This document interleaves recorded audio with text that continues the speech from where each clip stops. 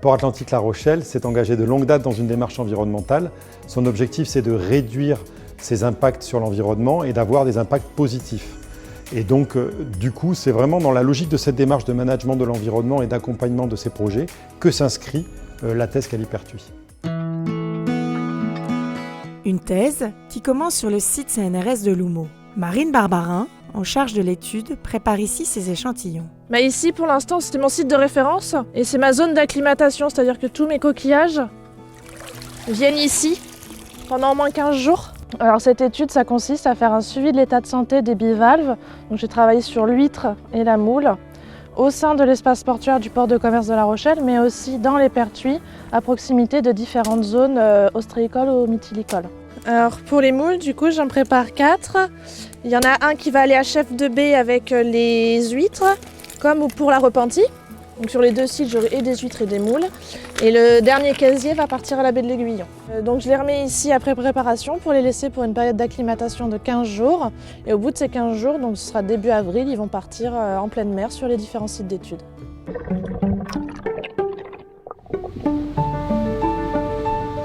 Alors la manip, elle dure 1 mois sur l'ensemble des sites et pendant ce mois, je vais faire différents prélèvements. Je vais retourner sur les sites au 7e jour, au 21e jour et au 30e jour après l'installation.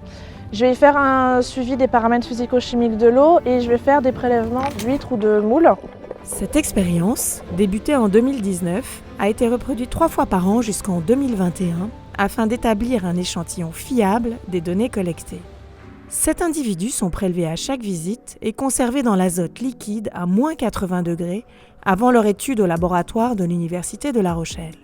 Donc là, on a été récupérer les échantillons d'huîtres qui étaient stockés à moins 80. On va procéder d'abord à une biométrie des individus. Donc on va mesurer la longueur, la largeur et l'épaisseur des 7 individus qu'on a prélevés avant de passer ensuite au broyage.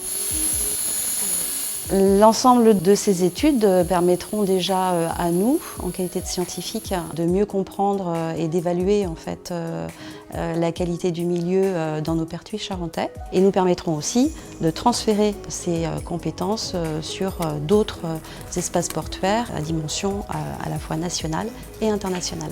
Concrètement, cette étude doit nous permettre, à terme, de construire un indicateur global de la qualité du milieu. Non pas un indicateur spécifique lié à tel ou tel élément du milieu, mais un indicateur qui nous montre finalement au travers de la santé d'un coquillage si notre milieu est dégradé ou ne l'est pas.